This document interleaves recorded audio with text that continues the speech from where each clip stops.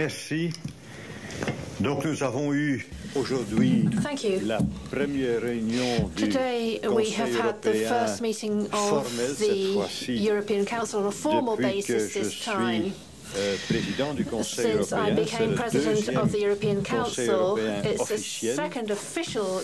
Et donc on a discuté aujourd'hui au sein du Conseil européen de la stratégie 2020, le président de la Commission vous en parlera. Bien sûr, cette soirée, on a continué aussi à discuter économie parce qu'on a eu 2 ou 3 introductions sur un nouveau thème, un thème qu'on va aborder aussi au Conseil prochain, c'est-à-dire la compétitivité interne au sein internal competitiveness within the European Union and external competitiveness of the European Union as compared to the rest of the world. So both internal and external competitiveness of our economy.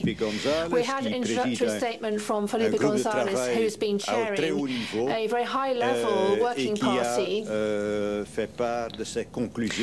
And he conveyed to us their initial conclusions on economics. We also had a presentation from the President of the European Central Bank, again on the issue of competitiveness, and also, of course, we heard from the Commission.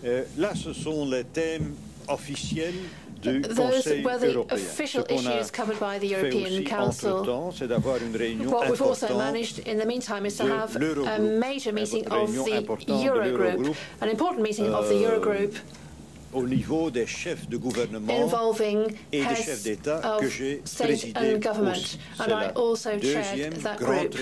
This is the second major meeting of the Eurogroup that has taken place. The first, I believe, went back to October of 2008 during the financial crisis. Alors, entre-temps, vous avez pris connaissance de la In the déclaration meantime, you've been able to see the statement made by heads of state and government of the eurozone. And what I have to tell you is the following. First of all, we worked on our statement of the informal council of the 11th of February. And this was divided into 2 parts. There was a part dealing with responsibility and a part dealing with solidarity. The part dealing with responsibility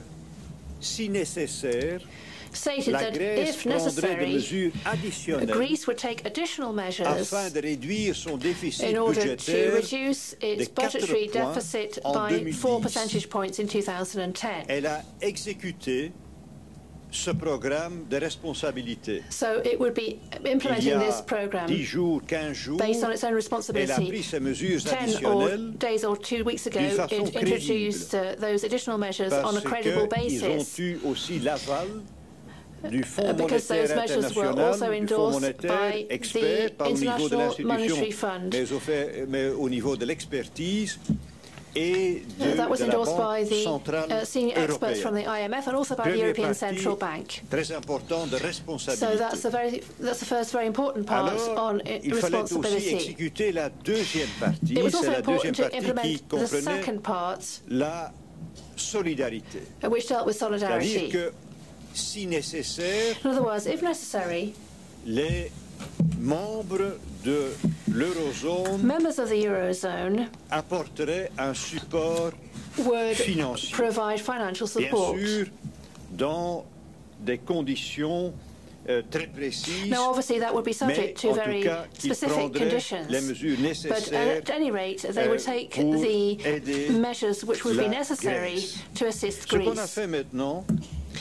What we've now done is to turn this second part on solidarity into more concrete terms. You've seen the text, so I'm not going to read it out in full. But this is a mechanism where, on the one hand, you have the International Monetary Fund, and on the other hand, bilateral loans coming from member states of the eurozone, que la majorité du financement I should indicate serait that un financement the lion's share européen. of funding will be European. Et donc c'est un mécanisme qui est un mécanisme mixte, So this is mais a avec une hybrid dominance mechanism, européenne. but where the dominant component is European. Deuxième considération, The second point c'est I would que make dans ce mécanisme, is that in this il mechanism, entre en vigueur ou il est déclenché comme un dernier recours. this would be triggered or enter into force as a last resort. Que So le that means financement de specifically marché that est insuffisant. C'est à ce that would mean moment-là that market financing would be le mécanisme insufficient. It peut would be être then mis that en the force. mechanism would come into play.